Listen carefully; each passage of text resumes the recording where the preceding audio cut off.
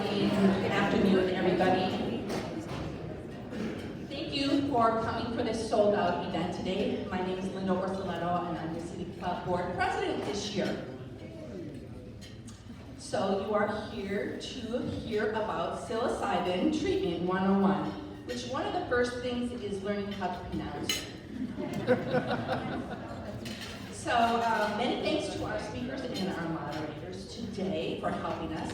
It's been in the works for many, many weeks now, as are most of our forums. So many thanks to you for your time and commitment to this. And I'd also like to thank our sponsors, for without them, we wouldn't be able to continue to bring you these forums. They help support us financially, as well as give us their seal of approval. So I'm going to mention some of our sponsors now. All of our sponsors are listed on the website, and if you'd like to have your name included, make sure you see one of our board members if they could raise their hands, or Kim Gammon, who is our executive director. So it helps with our day-to-day costs, AV, and rental of this room. And some of our sponsors are ASI Wealth Management, the City of Bend, Central Oregon Community College, OSU Cascades, Central Oregon Association of Realtors, and Brooks Resources. Yes. Again, there's a much longer list, including our silver sponsors, and I see some of you here today. Thank you for coming. And special thanks to today for our presenting sponsor, the Central Oregon Health Council.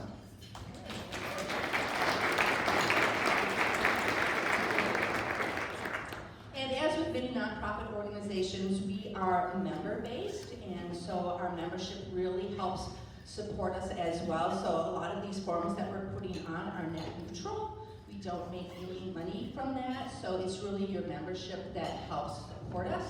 So I'm going to call out our new members. If you'd raise your hand if you're a new member.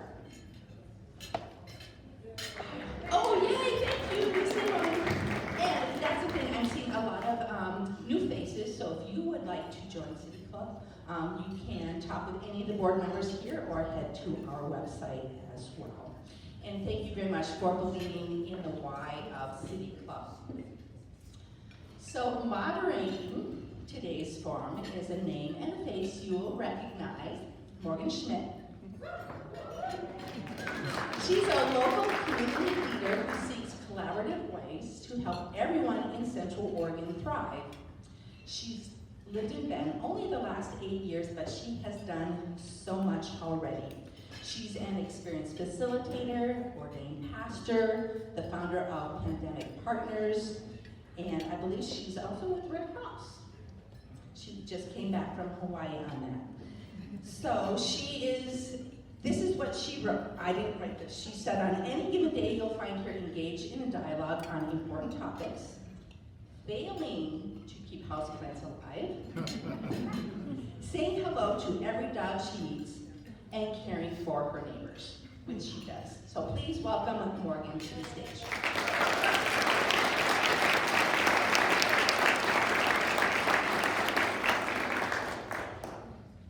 Got to be some self-deprecating humor in any bio, especially as Linda mentioned, I just returned from 3 weeks in Lahaina about a week ago with serving alongside the American Red Cross and the disaster chaplain, and was just incredibly honored to be there. But if I'm awkward today, it's because I'm still sort of re-entering our world here.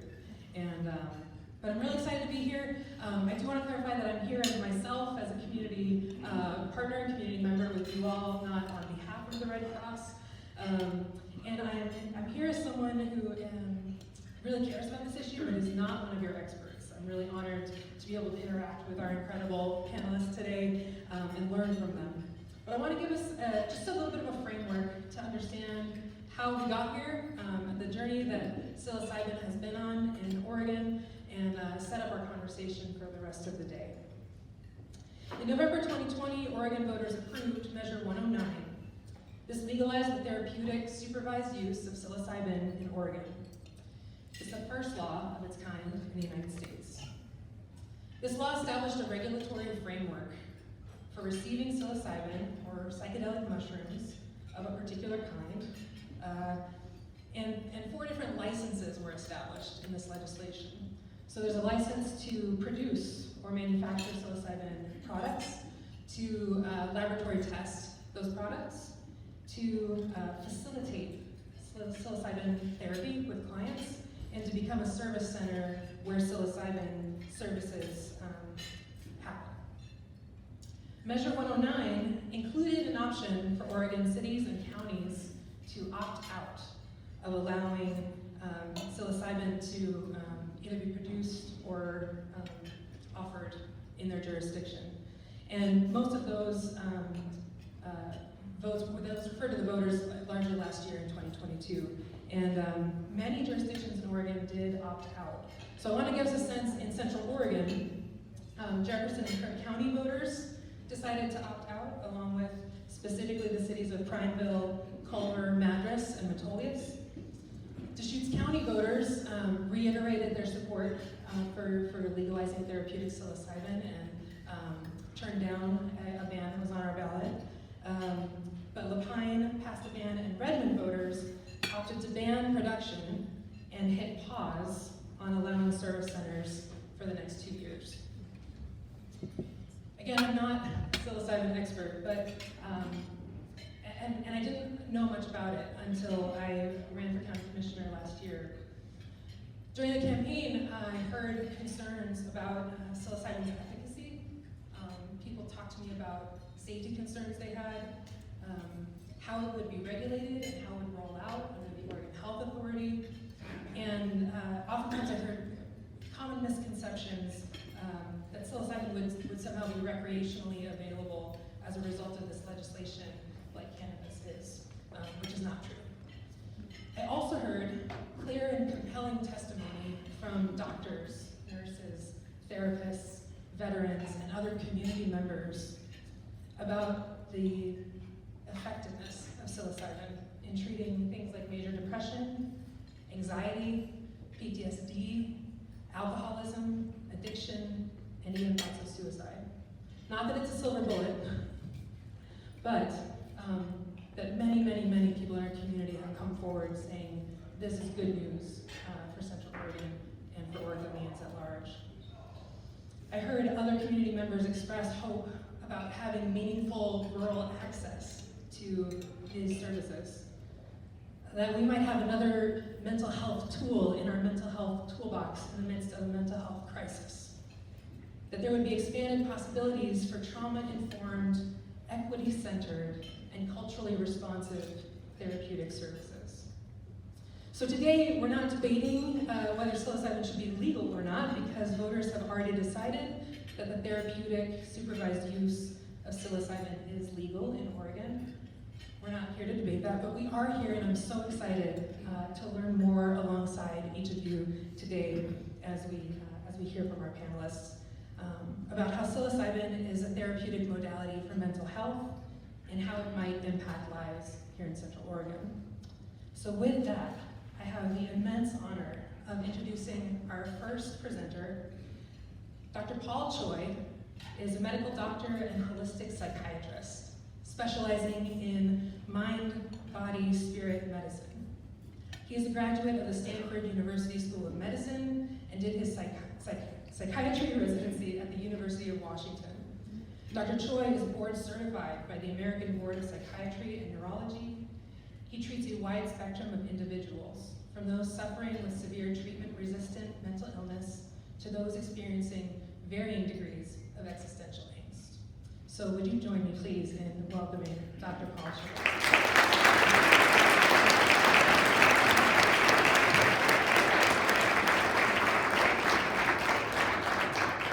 Thank you so much, Maureen.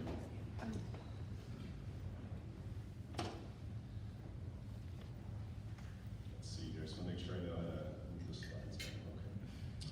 So, just a show of hands, I'm curious, how many people here feel really positive about psilocybin as a therapeutic modality? Just raise your hand. Okay, so that's the majority. Now I want, just be honest, who feels kind of skeptical or pretty skeptical about psilocybin? Come on, raise your hand. Just be proud of your skepticism. It's okay. Okay, it's okay. So, gosh, you know, about 20 years ago, when I was just finishing up my medical school training and about to start my psychiatry training and career, let's see if I can, here we go. You know, I didn't think very highly of psychedelics or psilocybin myself. By that time, I had already spent cumulatively about a year, well over a year in silent meditation. And like a lot of hardcore meditators, I developed a bias against what I perceived to be shortcuts, right? Like, oh, I'm trying to shortcut enlightenment, I'm trying to shortcut this healing process. So I just had a bias against people using psychedelics to, you know, get well too quickly, right? Heaven forbid that they and you know, and also, oh, that's interesting, this slide's coming up. So throughout my medical school training and in my psychiatry training, never heard once about all the research that had been done in the 50s and 60s using LSD and other psychedelics. Never once did they mention this. And this is cool. This Alice in Wonderland drawing is from the Stanford magazine, March 2023. And I would have been shocked 20 years ago if someone had told me that Stanford magazine would be publishing something. Can you hear me okay? Yeah.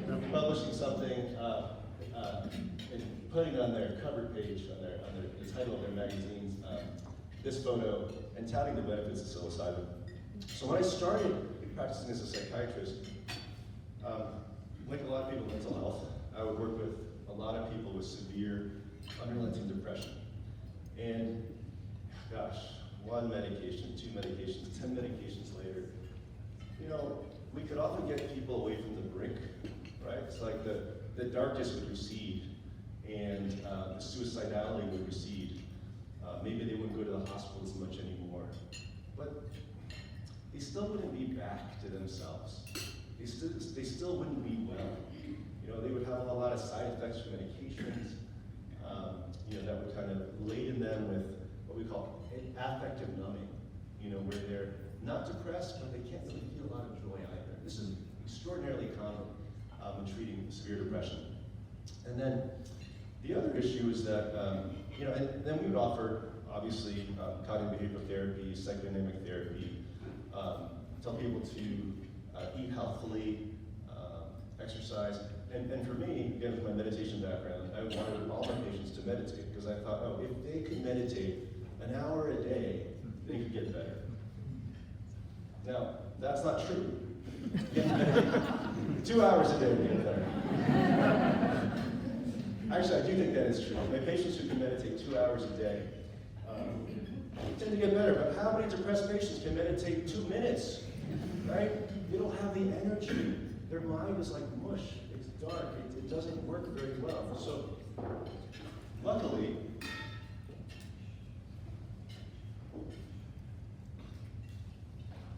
this gentleman, I'm sure many of you know who this is, this beautiful, radiant human being who is, he's at the end of his life right now. He's struggling with, I would say struggling, he's experiencing end-stage cancer. And, but Roland Griffiths is a brilliant man, psychopharmacologist, neuroscientist from Johns Hopkins University. And back in the early 2000s, his team started publishing really interesting data looking at the effects of psilocybin-assisted therapy treatments on the well-being of first healthy volunteers, then people who were diagnosed with cancer and were given maybe 6 to 12 months to live, and of course then, because of that diagnosis, had a lot of anxiety and depression and existential angst. And then looking at people with severe treatment-resistant depression. These are people, in a lot of their studies, that people have been struggling with depression for maybe 20, 30 years, and their current episode of depression is on average 2 years in length, right? And they tried multiple medications. So these are the kind of people that they were studying. And they're coming out with some really amazing, amazing results. One of the things I want to emphasize here is that when Johns Hopkins and other universities psilocybin therapy, they're not just giving somebody some mushrooms and saying, okay, like tell me how you do, okay? They're doing it in the context, what we call a set and setting. We've all heard the term set and setting, right? No. So set and setting means, like, what is your mindset going into the psilocybin experience before you even take this substance, this medicine, this sacred medicine? What's your mindset going in? And what is the setting? Are you at a party? Are you at Burning Man? Are you, which is fine, if you're at Burning Man. Are you in an intentional setting, right? So at Johns Hopkins, what they do is they have an average 8 hours of preparation. Okay, 8 hours. Meeting with a psychiatrist, psychologist, therapist, talking about what the experience is going to be like when you take the psilocybin, okay? And then going over the person's personal goals, their own fears, their hopes, their expectations, setting some concrete intentions. Concrete's probably not the right word there, but just setting intentions. And then the session itself, they allot 8 hours, right, where they give the person the psilocybin, pretty strong doses, 25 to 35 milligrams, which, as you know, now we're talking about milligrams in the OHA. Those are pretty strong, robust doses of psilocybin. They encourage the person to lay down, put on eye shades, okay, so their eyes are closed. They'll have 2 people with them at all times, just to keep them safe if they get anxious, if they need to go to the bathroom. And then they have them listen to a playlist of music. It's not just any playlist. This has been specially curated for the optimal effect, for the optimal emotional and mental effect during the whole experience. So afterwards, after the psilocybin experience, there's follow-up, the integration, where they meet 1, 2, 3 times for anywhere from 2 to 6 hours, okay? So this is the protocol in these studies, right? So when we talk about psilocybin, we're not talking about just taking some drug, just some substance, but we're talking about psilocybin in a broader context where the person has a lot of intention setting, a lot of thought going to what they're about to do. Okay? So one of the things I love is, you know, in the training manual at Johns Hopkins, they encourage the facilitators, the people who are going to sit with the subjects, to always remind, whenever the person's getting a little bit scared or frightened, and I'll tell you, for those of you who've not done psilocybin, strong doses, the vast majority of people have terrifying experiences, feel like they might die, they're very physically uncomfortable. So this is not some walk in the park, right? This is not easy. But having these people there with them to reassure them almost always helps them kind of navigate that difficulty and kind of move on to the other side, to a better place. So it's really beautiful. But their motto is very simple. They tell the subjects when they're having a tough time, trust, let go, be open. Trust, let go, be open. So I love that. It's probably a wonderful mantra for all of us to remember, just even outside of here. So this is an example of the kind of mind-blowing results that Johns Hopkins has started publishing. So this is this boring-looking graph, okay? It's called the Beck Depression Inventory. It's one of the rating scales I use in my office to assess how depressed someone. When someone comes in and they're in the 30s or 40s, they're really depressed, really depressed. A lot of dark thoughts, a lot of guilt, a lot of suicidality. After the first session, the average score for this group of, I think, 25 or 24 people, of depressed people, dropped down into like the pretty much normal range, right? After one session. We don't have anything like that in medicine and psychiatry. That's amazing. Then in this study, they actually had 2 sessions, okay? And then, but this is what's cool. 12 months later, the average score of the group is still in this mildly depressed to normal range. These are people, again, who have been depressed for 2 years, right? Tried all these medications. And in their lifetime, they've been struggling with depression for decades, right? So this is dramatic. Again, we don't have anything else like this in psychiatry. So that's super exciting. What I also want you to be aware of, and what I tell my patients, is that this is what you really need to expect, okay?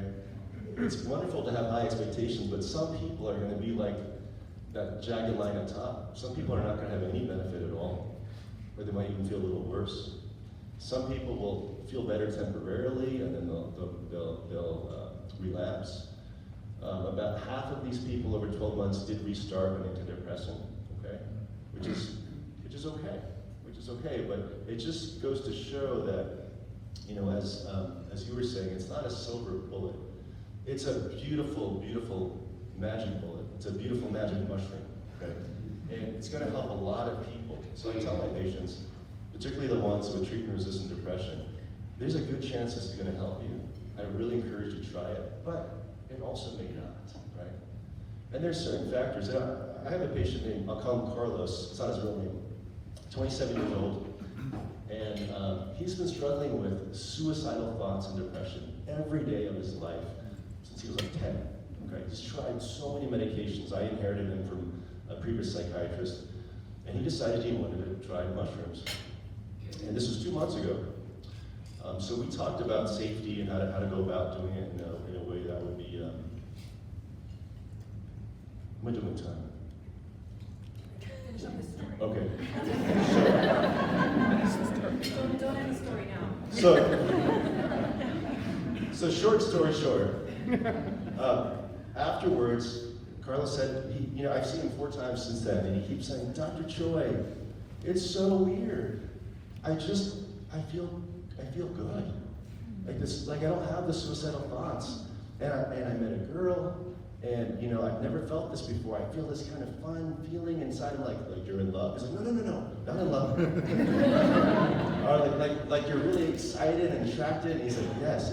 He hasn't had that feeling his whole life. Something opened up after this experience. This was 2 months ago, and it's just, again, these are the kinds of things that inspire us and really give us a lot of hope. So, looks like I'm kind of approaching my time, so I just want to, and we'll talk more in the Q&A, but basically what I want to emphasize for people is that psilocybin is extraordinarily safe. This is the number of deaths that have been confirmed as a direct result of the toxicity of psilocybin. So what this means is that there are deaths where people take psilocybin and jump from a building and die, or mix it with other drugs. But in terms of the actual toxicity of psilocybin, yes, you could die from it, but it's very, very hard to do. It's extraordinarily safe. The handful of deaths that have been reported in the literature, okay, and these are maybe 15 deaths over the past 20 years, the handful of deaths are because of people jumping. For whatever reason, something happens and they get a little weird thought in their mind. That's why I tell people, no matter what, make sure you do this in a safe setting with at least one person whose job it is to be sober and to take care of your body. That way you can let go and trust and be open and go deep, and also not worry that you're going to jump and something bad's going to happen. So we can talk more. I'm going to yield my time that I've already stolen so much from the next wonderful speaker. Yeah, oh my gosh, what's going on? It's all my stuff. It's all your stuff. Yeah. But thank you, everybody.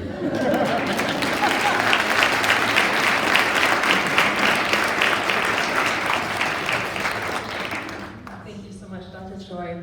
This is the problem with bringing in people who are amazing and experts in their fields. We will hear much more from you here shortly, but I want to introduce our other panelists.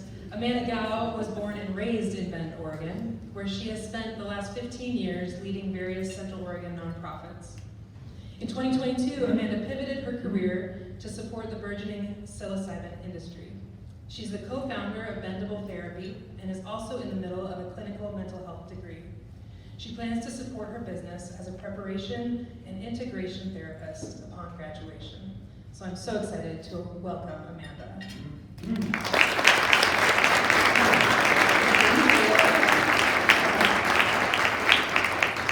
Okay, now I have to learn how to do slides and also time management, which I'm notoriously bad about. No, I can do myself. I'll do them. Okay, hi. My name is Amanda Gao. So today I'm going to talk a little bit. I'll give you a little bit about who I am, a little bit about what's going on with the Oregon Health Authority and licenses right now, and then as much as time will allow me, about Bendable. So for that introduction. That saves me a little bit of time. But I came to Bendable last March. I was in the process, again, middle of clinical mental health degree, was learning more about the psilocybin industry, was excited to be a part of this as a licensed mental health professional. But through that process too, I started to realize that these sorts of treatments were going to quickly become inaccessible to those that I felt really needed them. So Measure 109 was passed largely in part from these stories and this vulnerability that was shared by so many of our veterans. And I know that many of you have heard those stories of pain and suffering and healing. So seeing that psilocybin was going to become inaccessible rather quickly to those folks, I decided to do something about that. So I've created Bendable as a 501c3 nonprofit that's mission is to make possible safe, accessible, and professional mental health services while also providing ongoing education and training and support for our community participants and mental health professionals. That's a mouthful, and I will get into all the things that Bendable does in another slide. But first, a little bit about the Oregon Health Authority licensing overview. So we're going to touch on this, but I wanted to touch on the fees around this as well. So manufacturing license for those who produce mushrooms, $10,000 annually. The lab license for testing those products, also $10,000 annual. The licensed service center, and these are where the psilocybin sessions occur, $10,000. And then the license for facilitators. So facilitators hold a professional degree. They are attending schools. There are about 8 to 10 schools in the state of Oregon that are licensed through the Board of Higher Education. And these schools approximately are $10,000 to $12,000 to attend. The programs run 3 months to a year. The 3-month programs are accelerated programs for mental health professionals and other licensed professionals. And then annually there's a $2,000 fee as well. And there's also a worker's permit. This is part of the statute that a licensed permit holder must be at a facility to help facilitate the sale of mushrooms. So currently, well, as of September 11th, these were the stats locally or statewide. So there's 4 manufacturers, 10 service centers, and 100 facilitators online. 2 of those service centers are here in Central Oregon. And then you can kind of see the pending and incomplete and approved license as well. So they are coming online, and there is anticipated that there will be hundreds of licensed facilitators. The schools are graduating people regularly. I'm actually currently also in the middle of a facilitator program, and I graduate in December. So we got Bendable, clinical mental health degree, a facilitator school, a 2-year-old. Things are busy. So now to get into a little bit about Bendable Therapy's general process for our psilocybin wellness program. So just to clarify, Bendable Therapy is a navigation and coordination organization. So we help people come to us, and oftentimes they are just seeking information and services, and those may be a variety. Oftentimes though, folks are interested in psilocybin, but they are psilocybin naive, and they need our help and guidance to help find the appropriate service center, facilitators, and to access this infrastructure, so we help guide them to the appropriate places. So how this works is people come to us, they submit an application. We set up a screening call with them to assess their needs and where they're at, so they tell us a little bit more about themselves and why they're seeking services. And then we pair them with a licensed facilitator, and then that licensed facilitator goes through 1 to 2 preparation sessions with a participant. And that is to dive into goals, intentions, explain the process of the psilocybin journey, make sure that someone is ready to undertake this psilocybin journey at this time. Psilocybin isn't right for everyone all the time and not always at this exact moment. So we help people navigate what that looks like and what needs to happen in order to get them ready for a journey. Then a dosing session occurs. These occur at our partner licensed facilities. And those dosing sessions are approximately about 6 hours long, depending on the dose that you take. So in the state of Oregon, you can take up to 50 milligrams of psilocybin at a facility. So dosing sessions are 6 hours long. And then within 72 hours after a dosing session, there's what's called an integration session, which is where the licensed facilitator and the participant come together to talk about what just happened. And then through that integration integration session, it really is what it means. It's just integrating the experience into their everyday life. And with that knowledge and tools from that integration session, oftentimes folks return to their mental health professional and continue the work of integration or some other community resource, whether that's meditation, breath work, work with a therapist. My slides are gone. I have no idea what happens next. Can't remember what I was going to talk about. No, it's cool. I think the battery died, honestly. Yeah. So, gotta plug those things in. So that's basically the conclusion of a psilocybin session through the Bendable model. So all in all, when someone comes to Bendable to process through all the way to their integration session, it's about 12 to 15 hours that you're spending with a licensed professional. So sometimes when we talk about cost, and we'll get into this in the Q&A, people are like, why is it so expensive? I said, well, it's 15 hours of professional service. This is also the facility costs, the costs of product. And I will tell you a fun fact is that buying legal mushrooms through a licensed place is much more expensive than buying them illegally. So there's a lot that goes into that process. I'm gonna move forward. I'm gonna be run over by Morgan in this cart. Oh, cool. Oh, man, who are our participants? Thanks. I'll just hold on to this. I'm gonna take this phone with me now. Except for that it can't move. So, it's not moving. Okay, so a little bit about the Bendable participants and who we see. So Bendable prioritizes Central Oregonians and Oregonians. So I think, there is a lot of interest from out of state, but we are committed to this community. And interestingly enough, so the folks who have applied to be a part of the Bendable program, it's almost split exactly down the middle. If I had these slides, I could tell you exactly, but it's like 49% women, 51% men. The average age is 48 years old. 84% of our participants come from the recommendation. Oh, here we go. Perfect. Oh, I was right. It is 84%. 84% are coming from a recommendation from a licensed mental health professional. So this is truly part of the Bendable model, is that we are working with folks who are already engaged with a mental health professional. They've worked together with their person to decide that, hey, like, we've tried a lot of things. We are out of space to where a psilocybin session may be an appropriate intervention as well. So this is great as well because they've been doing extra preparation work on top of what they already do with their licensed facilitator. They come and do a psilocybin journey, they have the integration session with us, and then they return to their mental health professional with information, tools, and support, and continued support from their mental health professional that they can continue to do the important work of integration. We see that the most positive and long-lasting effects when people are working with a mental health professional, continuing to do the hard work. A dosing session, I often tell people, look, while it's not a magic elixir, psilocybin is a very powerful medicine, but it's only as powerful as the work that you put in before and after your session. It is truly important to be prepared appropriately and then to be in a place where you are set up to continue to integrate the information that you'll receive during a psilocybin session. And then 83% of the Bendable participants have a mental health diagnosis. And the folks that are seeking our service are PTSD, treatment-resistant depression, anxiety, and OCD are our top, but we also see folks with treatment from disordered eating,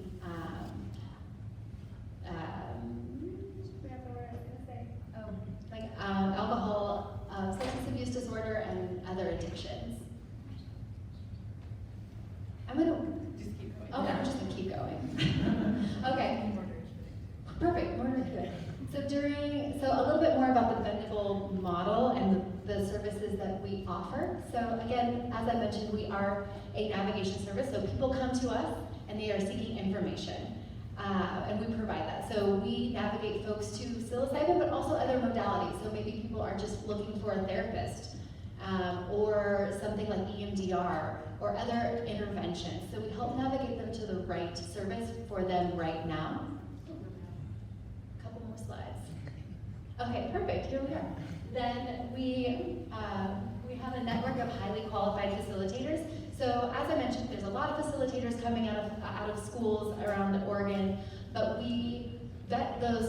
facilitators for folks that are ready to work with people with mental health diagnosis. So our facilitators come with strong backgrounds in working with plant medicine. They come from backgrounds from a therapeutic space. So these are folks that are ready to do the work with people who have a mental health diagnosis. We also have scholarships for access. So treatment costs about $3,000 at a licensed facility. And as I mentioned, the reasons why it is so expensive, we just talked about all of that. So we provide scholarship dollars, and about 75% of the people who have come through our program have access to those scholarship dollars. And whether that was a full scholarship, 100% paying for those treatments, or partial scholarship. We also are in the process of setting up integration circles. So we're working with, for instance, the Central Oregon Veterans Ranch, and we're in the process of setting up an integration circle there. So veterans who come through our program will then have a place to return that they can safely integrate some of the information that they've received and be amongst friendly faces and people who are ready to talk about the psilocybin journey. We do facilitator peer consultation groups. So anyone who's a mental health professional will know consultation is so important. Being able to have a resource where you can go and talk to other facilitators about cases you are seeing, things that are coming up. So this is truly just continuing education and support for facilitators. And then professional training seminars. So much like this, there's a lot of questions about what is psilocybin, who is it best for, are my clients appropriate for this? So we're in the process of setting up trainings for mental health professionals to teach people about what is integration, what is prep work, when to send a client to Bendable, what does a psilocybin session look like? So, yeah, and that is my 10 minutes. So thanks for bearing with me.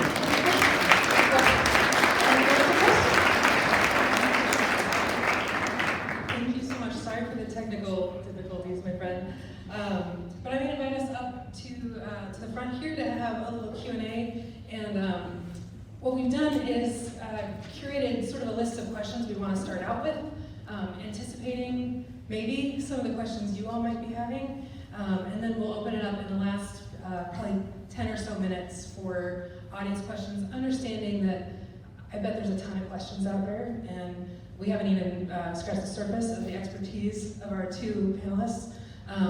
And so we might leave a little unsatisfied, but we're going to know a lot more than we came in knowing. So bear with us in the limitations of time and space. Do you guys want to take the mic? Yeah. Awesome. All right. Are you ready?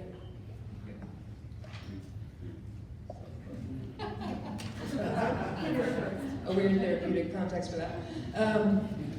All right, so this is for either one or both of you. But we've got a bunch of questions and not that much time, so bear that in mind. What is something you worry about related to your work with psilocybin? Like, is there anything that keeps you up at night? May I tell a story?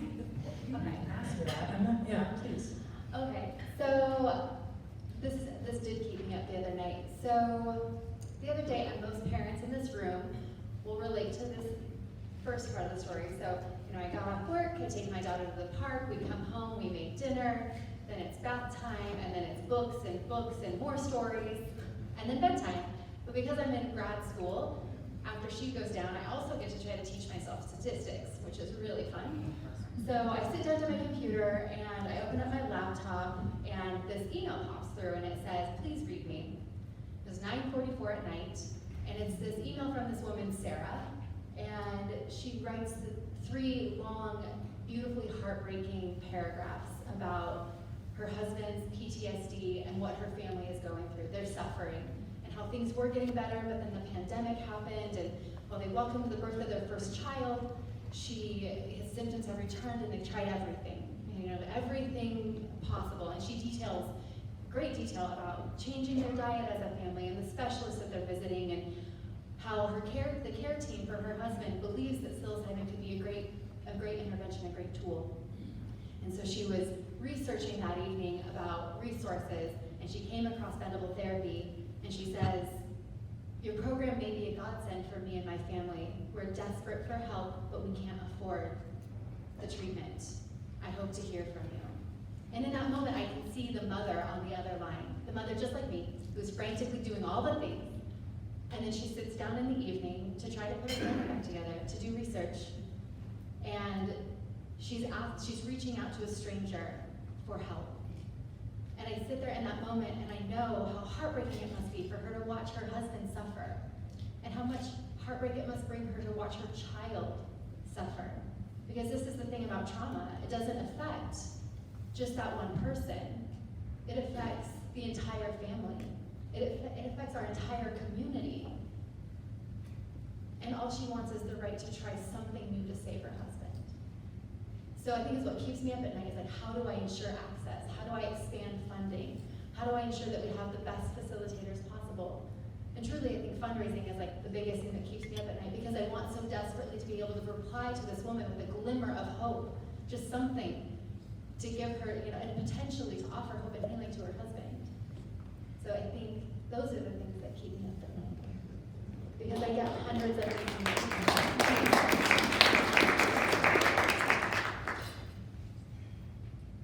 So, as a psychiatrist, I do worry about safety, and there are definitely a lot of people who shouldn't take psilocybin at this time, maybe because they're already not very grounded in reality, maybe they suffer from schizophrenia.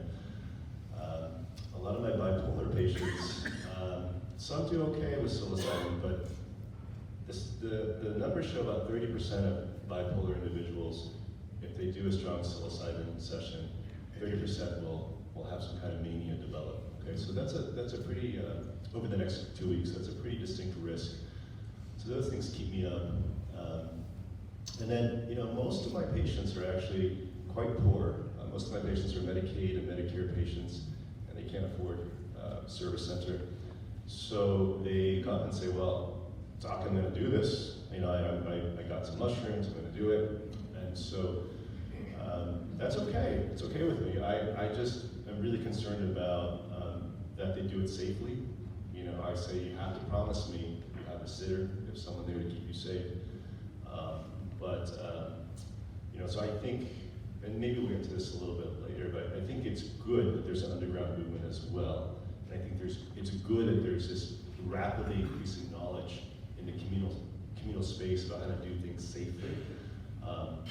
What does keep me up is that it's become so popular that a lot of people who really shouldn't be doing psychedelics because of the things I mentioned already do that, and I don't want something bad to happen to them. So. Thank you so much for the story and for that note of caution. Which brings me to curiosity around what you all would want to say to someone who's considering personally going on a therapeutic psilocybin journey. You've mentioned, I imagine some mention of the cost would be part of that conversation, some mentions about safety. What else would you want folks to consider if they're thinking about this? I think for me, I think just asking people to be open to a timeline that they, an open-ended timeline. Because approaching psilocybin, it's not like just putting an appointment on the calendar where you schedule with your doctor, like, okay, dosing session on Tuesday. It's just, so I think when you come to psilocybin, being open to learning and listening to your facilitator and taking the process as slowly as needs to be, doing the important work of preparation and preparing yourself that the timeline may look different for every person. Yeah, I think we already touched on today just the importance of preparation and your mindset going in, the intentions that you have created for yourself are really important. So all these aspects are pretty important. I do want to just also mention, I had said that I'd be worried about someone who's not in touch with reality doing psilocybin. I have a patient who I met when she was 15 in the hospital, multiple suicide attempts, grew up in a cult, very abusive environment, became a successful adult working, so I worked with her maybe 12 years, but she would still have these dissociative episodes where she'd wake up in her car in an alley covered with blood because she'd been cutting herself. If she had asked me, "Hey doc, should I do psilocybin?" I would have said, "Heck no." But so she didn't ask me. and she did it without telling me, and she had an incredible experience. in her psilocybin journey, which she prepared very thoroughly for on her own, she revisited her trauma, revisited her family home where all these horrors had happened. And she said to me later, she said she realized that there's enough space in this world for me and for them. And it's okay. It's okay. And I just checked in with her recently. It's been 3 years. She says there's not a day that's gone by in her life for the past 3 years where she hasn't thought about her psilocybin journey and how powerful it was for her healing. So that's a beautiful story. The other thing is, I know a lot of people have gotten better, but with 3 or 4 or more psilocybin journeys. So it's not just one and done. The research seems to suggest that people who do multiple psilocybin treatments do have a better long-term course, we think. So just to have people be patient, realize that they may not get everything they're looking for in the first session, and so forth. We talk about Oregon as the first state to pass this sort of legislation, making this possible, and the Oregon Health Authority has been working to set up these systems and licenses like you expanded on, Amanda. Do either of you have concerns or things you would change that you could briefly share with us about the rollout of how this is working in Oregon? Yeah, I think I checked in with my team about this and asked that question. I said, what do you think we change? And this was one that multiple of them mentioned. And it's a great point. Obviously, these sessions have to take place at a licensed facility, but I do hope that Oregon Health Authority revisits the idea of allowing a service center to dispatch a licensed facilitator to a home to potentially offer treatment, because especially for those with end of life and other medical conditions, it's just not feasible for them to come to a facility. So I'm hoping that changes and evolves so that we can provide the appropriate care to those folks. And then also I wish there was a funding mechanism. Bendable is doing all we can to fundraise and to support folks, but it will not be enough. And the funding mechanism from the state would be very helpful. I mean, the state pays for a lot of mental health services already, and I know this isn't a mental health modality, or it wasn't set up to be mental health, but we're treating mental health, so it's this interesting gray area that we sit in. But I'm hoping that eventually that changes when we see, as a community and as voters, that the importance and impact of this, and really view it as community health. Yeah, one of the reasons why the psilocybin treatments are so expensive right now is that the way the measure was written, the people who wrote the measure, they didn't want money to become an issue, in the voting booth. So they wanted this to be a fully self-funding thing. So the idea is that this whole thing shouldn't cost taxpayer dollars at all. It shouldn't cost any taxpayer dollars. It should be self-funding through all the expensive licensure fees. But that adds to the cost, and that's why it's hard for a lot of people to access right now. Thank you so much for these thoughtful responses. We want to spend the rest of our time hearing questions from you all. And so I'll ask, we're going to have some friends going around with a mic. They'll hold it for you, and then I ask that you keep your questions to 30 seconds. And then we just don't have time to honor anecdotes, but we really want to get to as many questions as we can with the time we have left. Yeah, I'll let you take it away. Do you guys? Hi, thank you so much for being here. It's great to see the full room as well. I guess I'll just put my question in 2 parts. You said 0.25 to 0.50 milligrams. I guess the Imperial College of London studies were 2 grams. So those are drastically different. I want to hear why. And if the reason is because it's synthetic, do you worry that the spirit molecule potential integration is missing the healing aspect of it? Yeah, so we normally think of mushrooms in terms of grams, right? If you're hey, how many grams of mushrooms should you take? 4 or 5 grams. So the thing is, though, that in all the studies, they wanted to just take purified psilocybin, which they could either make in a lab, or what they're doing now with the OHA-approved lab, this manufacturers, is that they're growing the psilocybin mushrooms, but then they're standardizing. They're figuring out how much actual psilocybin chemicals in each of those mushrooms, so that in the service center, when you give somebody a pill, it's going to have the dried mushrooms, but we're going to know pretty accurately how many milligrams of psilocybin's in there. So the Royal College of London, I'm not familiar with that, but it's different. No one's ever given anyone 2 grams of purified psilocybin That's too much. Yeah. So we're talking about, so the studies have ranged anywhere from 10 milligrams up to like 40 milligrams. 50 milligrams is necessary because a few people are pretty resistant and need just a higher dose. So I don't know. And then in terms of the spirit molecule, you know, I haven't tried the more purified stuff. Nor have I ever taken an illegal drug in my life. That's gonna be our next question. But in legal settings, my own experience is that no, you don't lose the spirit. Like the spirit just isn't in the chemical itself. The spirit is already in here, okay? And the psilocybin is just opening that portal, that window that's already in each of us, that it's been closed for whatever reason, because of the business of our lives, because of the business of our thoughts, right? So does that make sense? Yeah. Okay. Paul, would you, over here, Elaine, would you explain what a spirit molecule is? Well, I mean, I think it really depends on, it's a very individual term. The spirit molecule was originally, I think, this idea was put forth by some authors. I was like, what molecules, like DMT, for instance, the spirit molecule, is it something that can put us in touch with the spiritual realm, basically? So I'll just leave it at that. Hi, thank you. Erin Murs, Cascades Academy and COCC. My question is, can you please describe the brain science behind this, like how and why it's effective? We have 45 seconds. Let all the research go. Yeah, we're gonna make our way to the side of the room as well. But. So your question is about to describe the brain science behind this? Yeah. No, I don't think I can do that, really. There's a really beautiful image that I saw recently. It's from Robin Carhart, who's like an incredible neuroscientist who's done a lot of this research.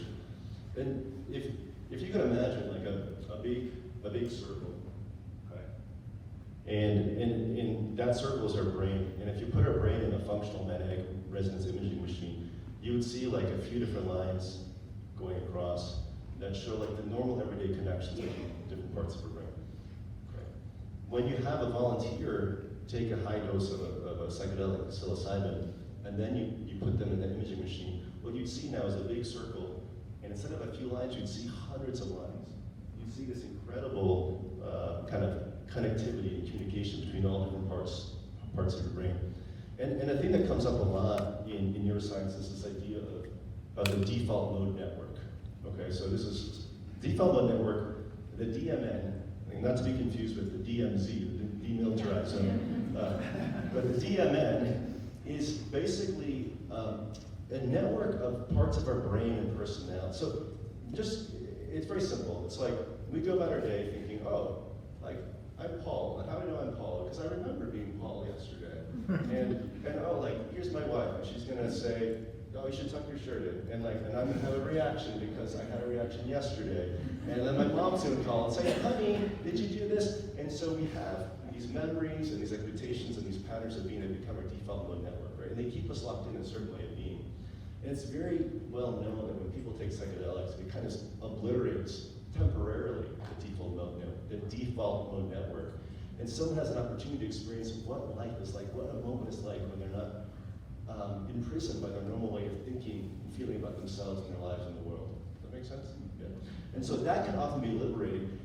In fact, the Johns Hopkins research has shown that when people say they had a profound mystical experience, one where they transcended their normal limited sense of being, the more profound mystical experience they had during the psilocybin treatment, the more likely that 12 months later they were going to be feeling better, less anxious, less depressed. You know? So I kind of touched on a few different things here, but those are the current theories as to why this is helpful for people. Okay. Yep. Right over here. What does the literature say about the placebo effect? And my son also has a quick question. What types of, can any animals eat it? That is a good question. You were reading my mind. So, actually, it seems like insects don't like eating it, and so that might be why the mushroom developed the psilocybin chemical is to ward off insects. but a lot of animals do eat it and probably trip out. The placebo effect.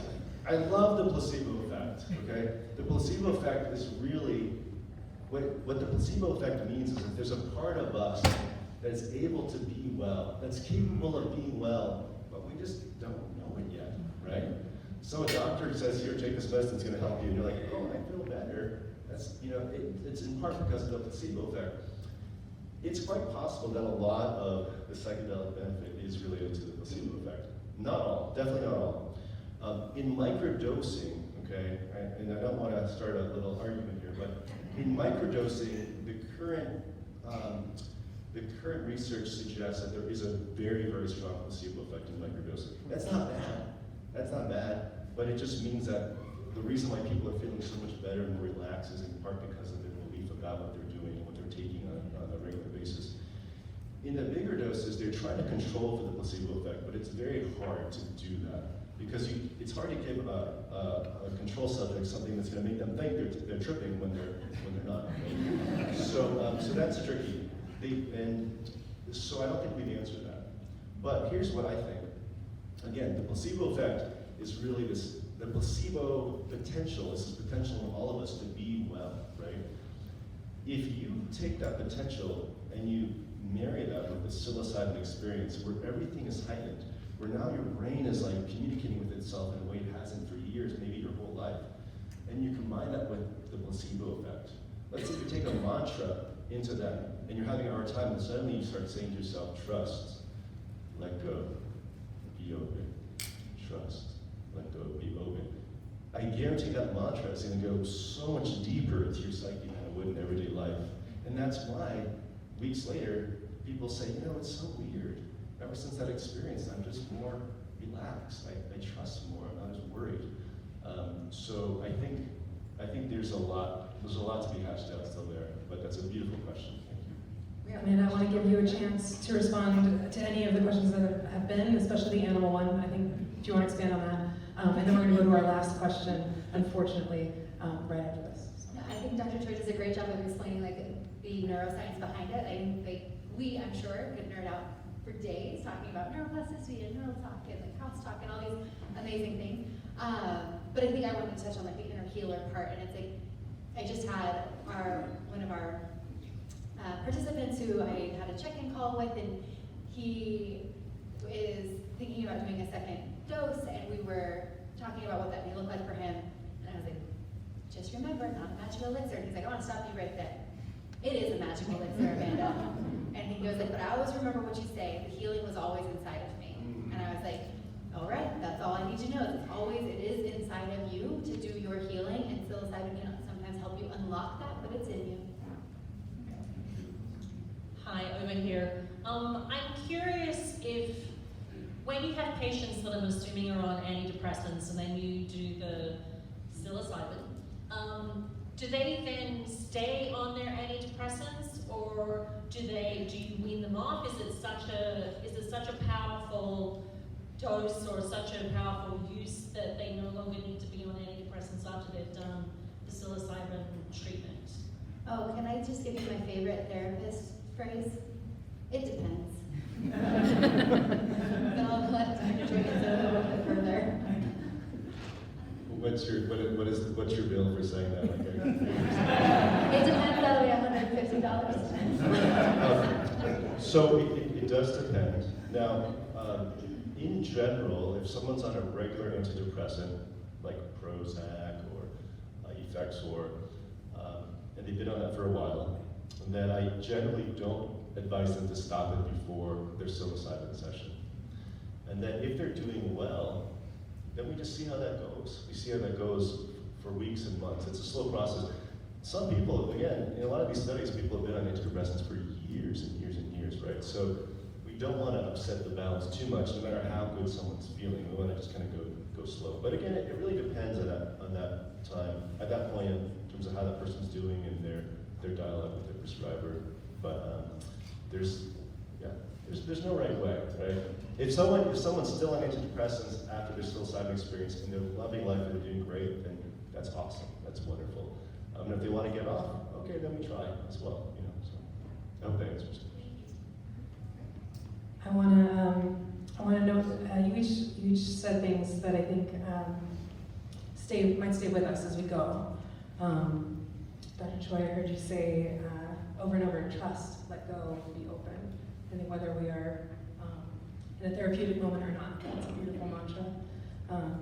And then I really appreciate you saying that healing is already within each and every one of us, and that we're all on a healing journey. So thank you so much for sharing your wisdom. I want to take a quick poll of the room. How many of you feel like you will leave this room with more understanding around therapeutic psilocybin in Oregon? And will you join me in thanking our amazing panelists?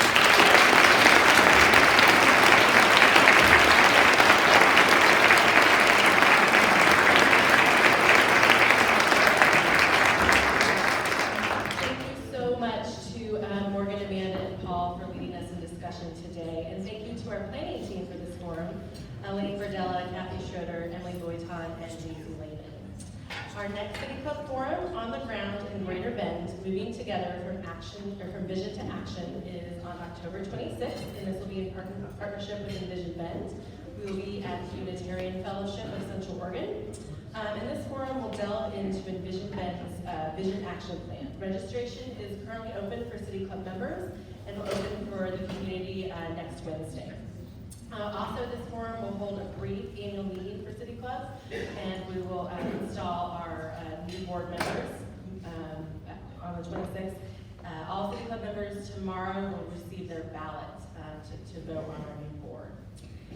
So thank you so much for being here today. City Club exists with the financial support of our members, sponsors, and donors. We hope you will consider joining us if you're not a member, taking a look at a sponsorship, or making a donation. We need deeper community support to continue bringing these forums to all of you in the community. Thank you so much for joining us today, and continue the conversation.